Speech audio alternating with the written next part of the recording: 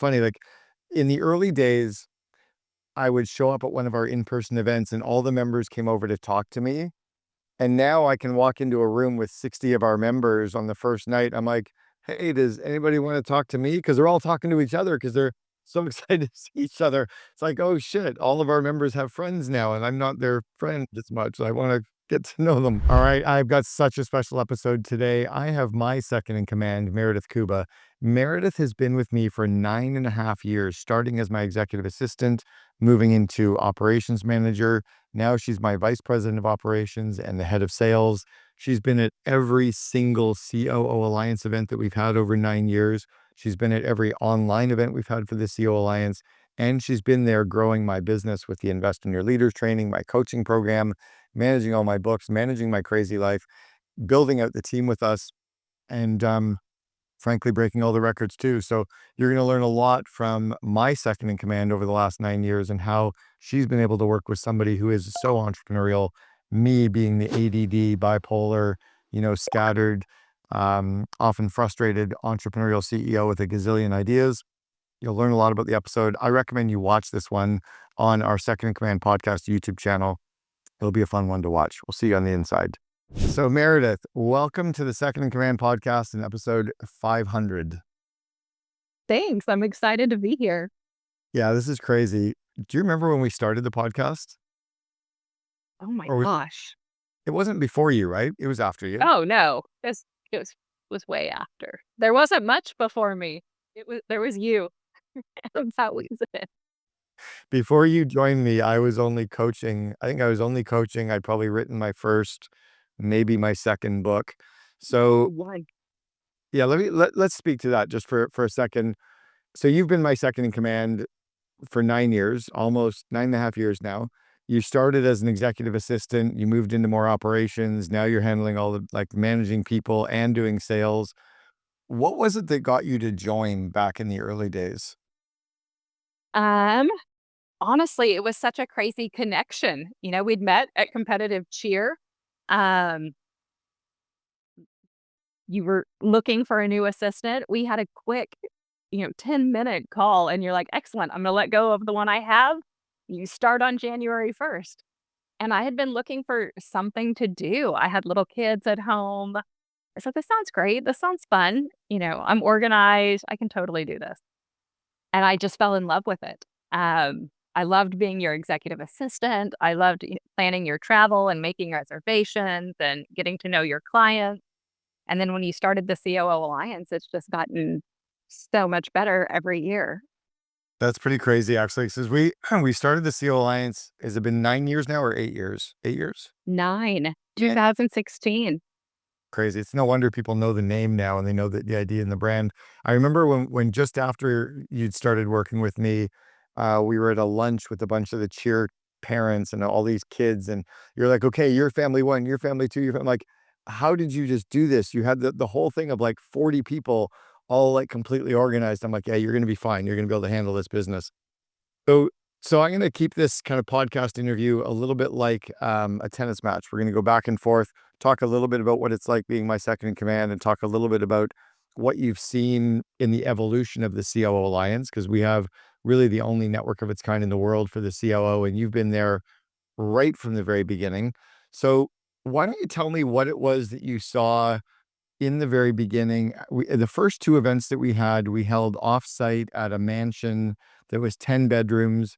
We had 10 attendees, um, not a ton of organization coming in. I guess it was a little bit. It's like we still had the notes that I was reading off of and a little bit of an agenda. But what do you think happened at those first two events that had the attendees decide that they wanted to be a part of something and build something bigger? Because it really wasn't intended to be a forever thing. It was more just pull some COOs together. What do you think happened?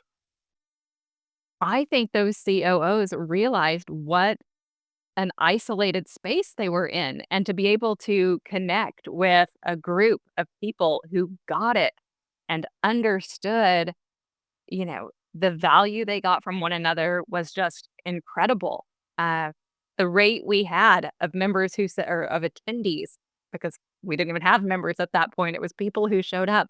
The rate of them that were like, no, I want to keep doing this. I think it was 18 out of those 20 It was insane. It just became so clear that it was a need for COOs.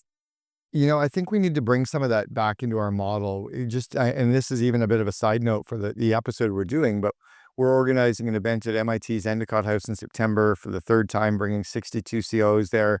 Can you and I, when we meet offline after this, I think I want to bring some of that model back in where all of the members do presentations and where all of the members help unstick each other.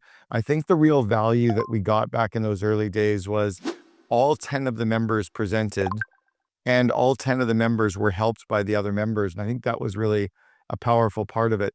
But you said something about you didn't realize, or we didn't realize how lonely they all were. Have members talked to you about that stuff? Do you think they opened up to you about that, maybe more than even me back in the early days? Um, some now that I get to talk to everybody before they join, I hear it all the time. Um, it's such a unique role in the company, and most COOs don't know other COOs. Yeah. And so they don't have somebody to go and bounce ideas off of. They don't have anybody that understands what they're doing in their personal life or their professional life.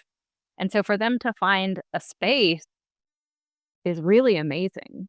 Um, So if you're working in as my second in command, who are you leaning on for help and advice? Or is it just by osmosis because you're around so many that you're picking it up? But do you have people that you can turn to?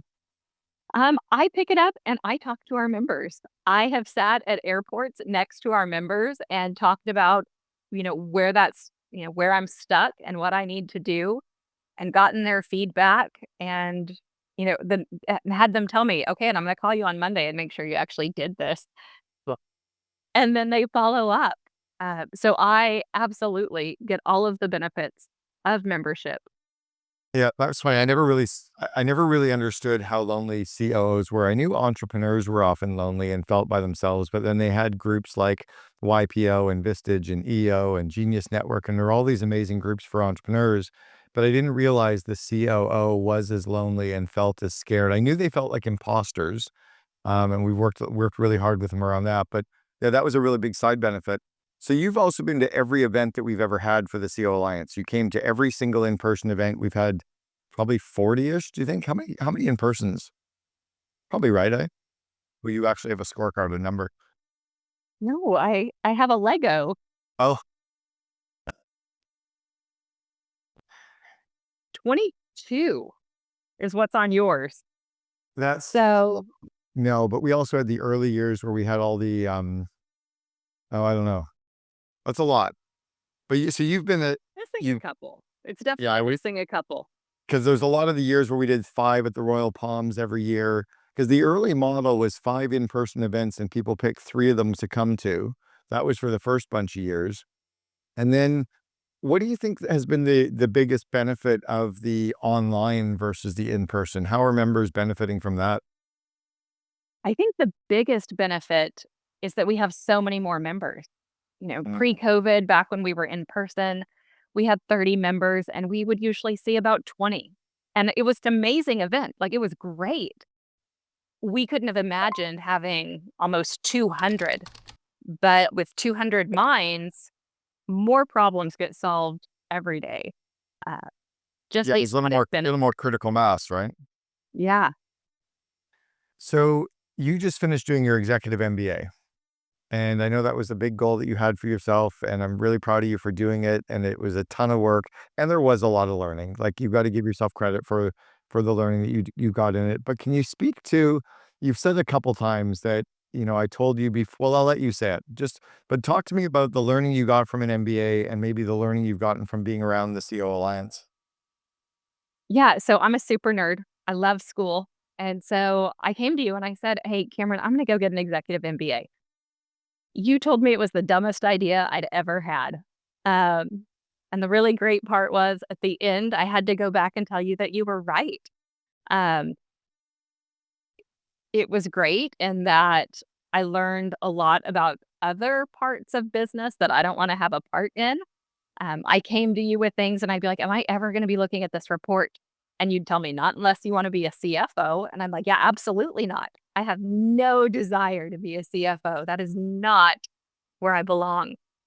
But I didn't learn anything new. Like I don't think there was ever once where I came back and was like, I just heard the greatest thing that we need to try or implement or bring into the business. And I feel like I get those from our speaker videos and from listening to members. I didn't get anything new from except some more letters after my name. Well, I just more letters, which I don't have. I just interviewed one of our COO Alliance members, Thor, the other day, and he never finished high school. He actually never went to college, never finished high school, started working in early days. He said he was an artist in high school and started doing art at an engineering company and learned the skills of being an engineer and an architect while basically apprenticing. And I think there's a huge I think that's where a lot of business people learn the skills is by actually doing, right? By actually being in the business. So, in being in the business with me over the 9 years, what's changed with the way that you've worked with me over the 9 year period? What have you, or how have you had to adapt? I think one of the big ones was learning to delegate. Um, when we first started, you delegated to me and I did all the things. And it was something that I was used to. That's a regular situation for me. People saying, hey, can you do this? And me saying, yeah, absolutely. So when we continued to grow, and now I have two assistants that I delegate to, that was a challenge. Learning how to appropriately delegate and to follow up and to ensure that things were being done, to make sure that I was delegating to them in the way that was most productive for them to get things done, not just in a me dumping things. Uh, So that was a big one, learning growth, being more than just a pair or a partnership, but actually having people, beneath me. Well, and Dan Martell talks about that delegate and elevate, right? Our job is to get more off our plate so that we can elevate the stuff that we're working on and work on bigger picture, more important, more impactful areas. So, as you've learned the skill of delegation is actually one of the 12 core skills in our Invest in Your Leaders training. People go to investinyourleaders.com. It's one of the 12 modules. What do you think you've learned in delegating that you were doing wrong delegating that you now do better? In that act of delegating, you learn from doing it yourself. Where have you gotten better at delegating? For me, it's in the follow up because you and I have this great relationship. If you send things to me, I know that you don't want me to respond, done, done, because that's just crazy on our inbox. Um, but for my assistants, they need to say that. They need to let me know. And I didn't realize, I think that's a little bit of a cultural difference because my EAs are both from overseas. But also, especially as it's newer relationships, I just trusted them to do it. Right. And it wasn't always getting done. And though that was a big one, learning how to manage the follow up. I asked, what do you mean you didn't do it? Yeah, there's a little bit of inspect what we expect, right? That if we expect something's going to be done, kind of digging in and looking at it. The other one, though, is to put systems in place around delegation. Because I know you're starting to use ClickUp with your team or you're using, is there any way that you're doing that more instead of having to follow up to find out if the project's getting done? You can just see the tasks are getting crossed off as completed. So you don't have to ask on stuff, or are you in the middle of those still? Still working because I was using ClickUp and I thought I was using it great, only to find out that my previous assistant was just marking things off. Um, she's no longer Yeah. with us. That was a whole Inspect, different thing. inspect what we expect then. Yep. So I'm still inspecting closer. All right. So if I go back, I was just thinking about the first two events we did for the CO Alliance with the Royal Arcadia Hacienda, and we had these 10 COOs coming to that. What do you think we have to bring back into our CO Alliance that really worked? And we're doing great now. We get high renewals, probably the highest renewals in history. You're breaking all the sales records right now as our head of sales, which has been amazing to watch. But what do you think we can take from those earliest events and bring into our current model today to make it even better again?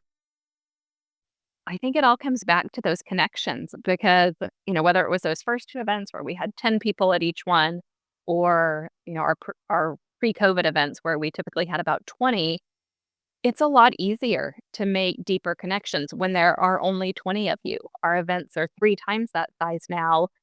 And it's still one of the things members say they love the most are the connections that they make with other members. But I feel like a lot of times we just have speaker videos and peer presentations, and we have so many things going on that we need to bring back time to just connect. Let's go sit Yeah. and chat. So maybe bringing the breakouts back into our monthly calls, maybe do breakouts once a quarter, even if we can bring those back in. Yeah, I agree. It's been really interesting watching the members who come to the in-person events that we hold twice a year and seeing those relationships. That's really what they come back for. And it's funny, like in the early days, I would show up at one of our in-person events and all the members came over to talk to me. And now I can walk into a room with 60 of our members on the first night. I'm like, hey, does anybody want to talk to me? Because they're all talking to each other because they're so excited to see each other. It's like, oh shit, all of our members have friends now, and I'm not their friend as much. I want to get to know them. So yeah, I agree. We have to bring that back in. Anything else you think about? I think that's the big one. Mhm. I try to be really intentional about still getting to know our members. At those first events when we were much smaller, it was so much easier to know, oh, Mitch Dodd's daughter sells Canadian Girl Scout cookies. And, we could swap. Or, Guy Berry's got little kids. But to have beyond the surface conversations with our members, and to just really get to know them. And I try and be intentional on that and to get to know, their drinks preferences. Granted, these days I'm not the bartender pouring those drinks anymore, but to know what they like and who are people. You still off drinking as well? I am. How long has it been for you? A year and a half. Good for you, Mary. Congratulations. Yeah. That's amazing. I'm just over 2 years. I'm really proud of you. Good job. That's amazing. It's easy now, right? There are still days where I'm like, I could drink a bottle of champagne right now, Yeah. but I know that no part of my life is going to be better once I do. No. Yeah, good for you. Congratulations. Yeah. So 9 years of working with me as my second in command, my kind of right hand. Can you tell other COOs based on your 9 years, what have you learned from working with me that you can pass on to other second in commands? What kind of advice could you give people based on what you've learned of working with me?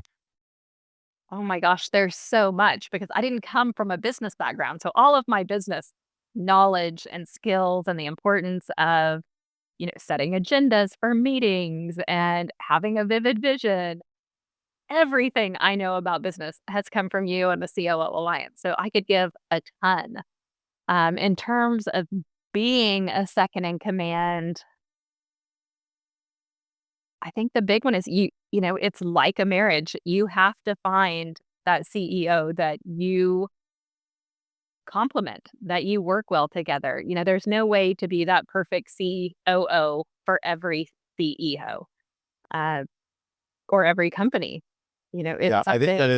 I think that is really the big one is find the CEO that you really complement, right? And for the CEOs listening, find that CEO. So you really have to like the person and want to hang out with the other person to make the hard times easier. So I'm sure that the 9 years has been super easy working with me, right? No stress, no hard moments whatsoever.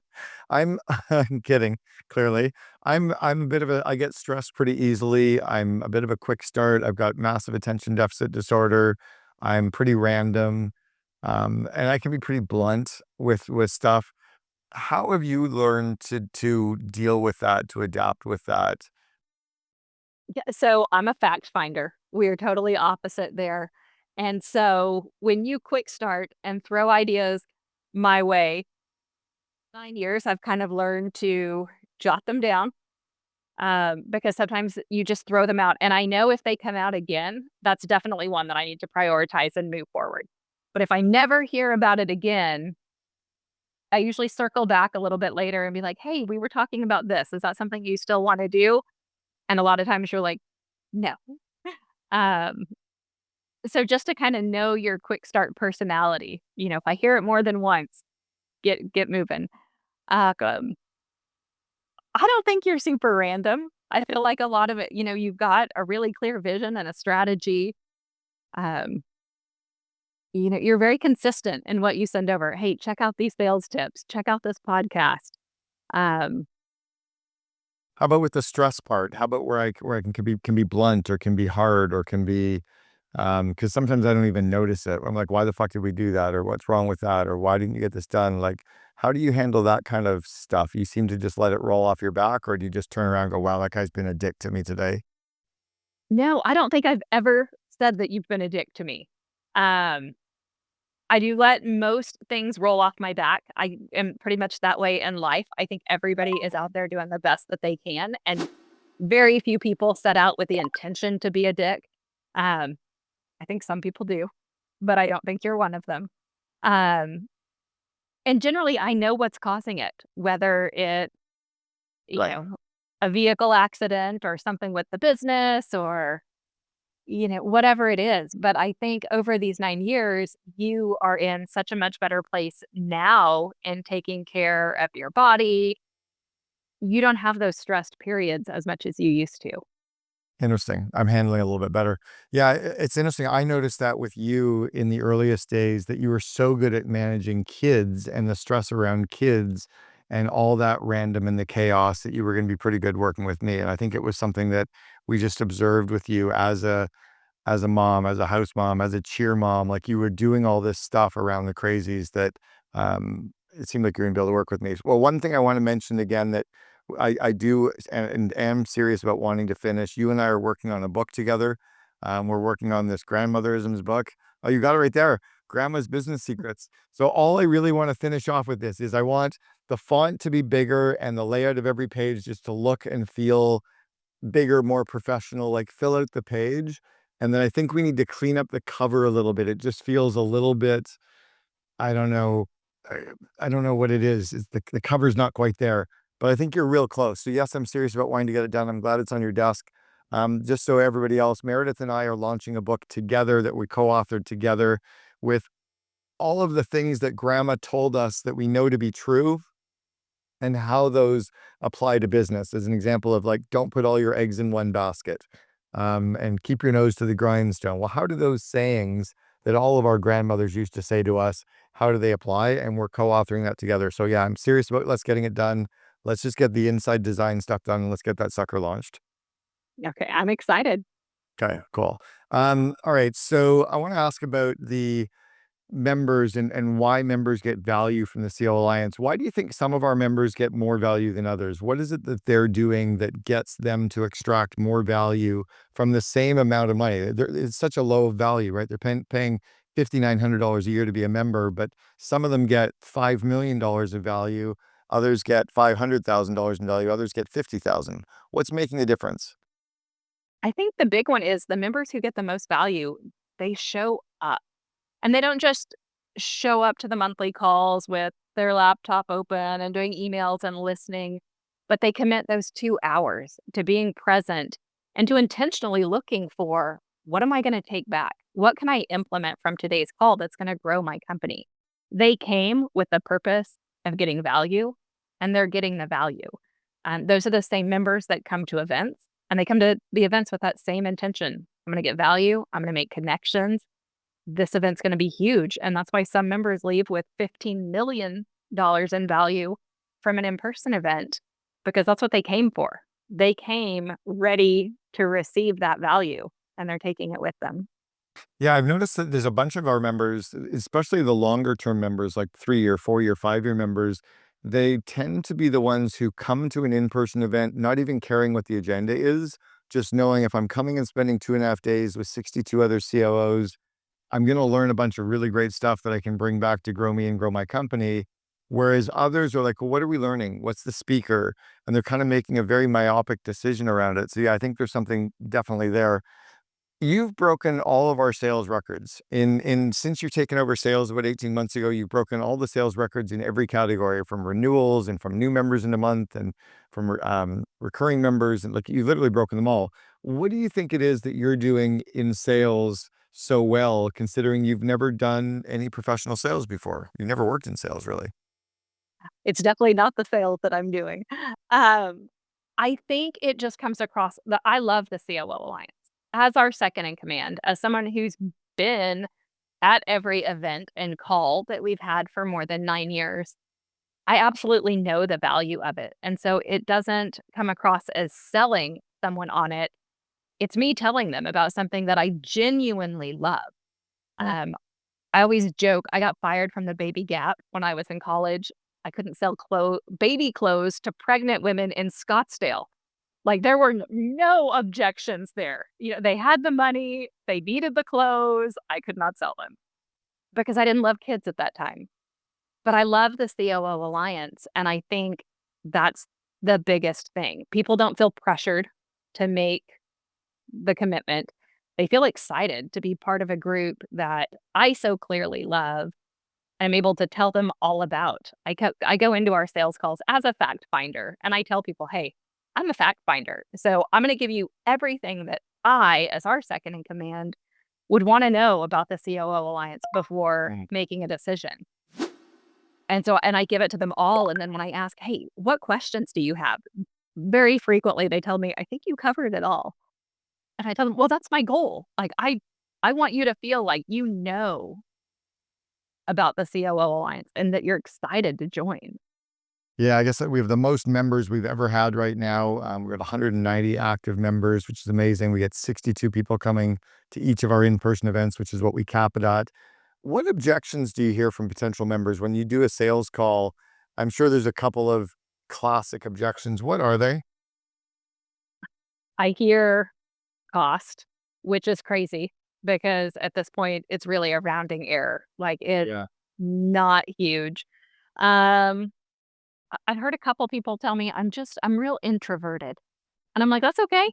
Come and listen. Like, you don't have to talk. You can type your question in the chat. You know, it's okay. We're not gonna push you out of your comfort zone." I hear people tell us, "I'm just too busy." And I'm like, "It's 2 hours. I'm never gonna give you homework. I'm never gonna send you, a book and be like, 'I need you to be prepared to discuss this, especially the last line.'"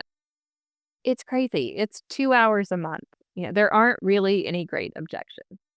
Well, it's interesting. I just did a video yesterday. I was golfing middle of the week, and I'm in Australia right now. And I was thinking that if a COO doesn't have time in the middle of the week to go play golf or to take time away from the business, they're not running the business is running them, right? Again, to your point, 2 hours a month to attend a monthly call.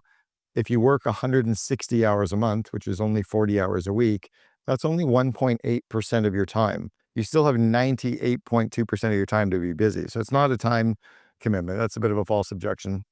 And then, yeah, the money, $5,900 sounds, oh, that's a lot of money, but not for the benefit that you're going to get. If you're learning how to be more confident, become a better leader, how to delegate more, how to fire better, how to get better outsourcing, how to have all these different referral partners you get introduced to.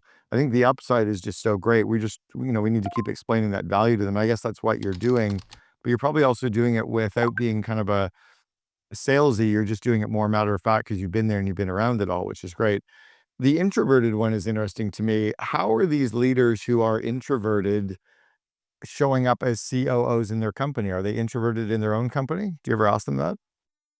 I haven't, but I have brought up an example. Guy Berry, who was one of our very first members, I think he was member number 19. When he first started, he was very, very quiet. Even in a small group, it was hard to get him to open up and to share. He was just so clearly uncomfortable, and he was a member for 7 years. At the end of those 7 years, he's given peer presentations and making connections, and one of the most outgoing people in the room. One of the He things walks with this confidence now too. He came into an event that we were holding about a year or so ago, and the guy he just I remember watching him walk in like, "Who the fuck are you?" Like, "Dude, you got this confidence and swagger you're walking to." But I do know that he was not as introverted inside of his company, Redirect Health, when he was introverted showing up with us. So I think we have to remind potential members that you might think you're introverted coming to this event, but if you can walk into your company meetings, your team meetings, your leadership team meetings with confidence and with some swagger there, we're gonna help you bring that out in the rest of the business world too. So we can't let them kind of lean on that crutch too much. All right, another couple of questions before we wrap up. With working with the CEOs of some of our members. So we have the COO Alliance, where we have this large network of second in commands. Some are a vice president of operations, some are COO, some are presidents, different titles. But you often have to talk to the CEO, to their whoever they report to, in either bringing them on board or getting some of the CEOs on group coaching calls with me. What have you learned from the CEOs of members when you're talking to them about the CEO-COO relationship? And then what have you learned from our members about the CEO-COO relationship? Can you speak to both sides of that? Yeah, for sure. Um, talking to the CEOs, one thing that frequently surprises me is how many of them don't wanna know what we're doing. And it's crazy. I feel like they're missing on such a huge opportunity to have conversations with their COO about the things that their COO is learning here in the COO Alliance.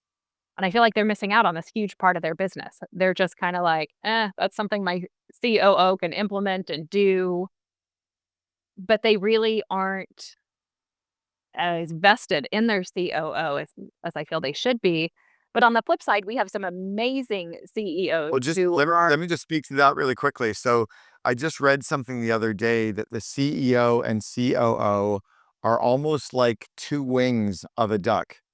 And if only one wing is focused and working, if only the COO wing is focused and working, the duck's flying around in circles. The CEO has to know what the COO is learning. They have to know, they have to stay in sync so they can fly better, right? It's like the COO has to know about where the company is going. The CEO has to know and care about how we're going to get there. So, yeah, we somehow have to get that information across to CEOs that they need to have a bit more of a vested interest, not to show up at the events, but they need to care and support their COO in some of that growth. That's really interesting. Tell me yeah, about but then we have some amazing CEOs. correct. Yeah, of course.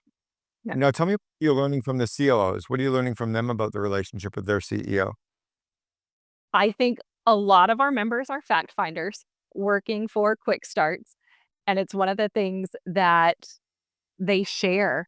Um, we've had a ton of COOs recently from the Genius Network that I've talked to, and I think Genius Network CEOs are extra quick start. Um, I think they have something in common because all of them have been like, I just get so many ideas and so many things, and I'm not sure where to prioritize. But I think all of our COOs, they genuinely like their CEOs.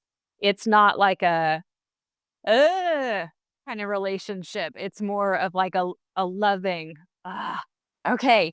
And they're so excited to be part of that vision and that goal. Um, I I can't remember if it was your sister or her COO who had said it's kinda like walking a dragon on a leash. Yeah. We need to be the leash to the dragon, but not choke them. Or we need to be the brake to their gas, but not the parking brake. Yeah. All right. I want you to go back to the younger Meredith Kuba, the 21-year-old. I want you to give yourself some advice. Meredith, for anybody who's only listening and not watching on our YouTube channel, she just laughed and rolled her eyes. I think she's worried about the 21-year-old. What did what advice would you give the 21-year-old younger you that you know to be true today, but you wish you knew when you were 21? Number 1 would be stop drinking. Um, Stop drinking then. That would have been number 1. Um, Life goals.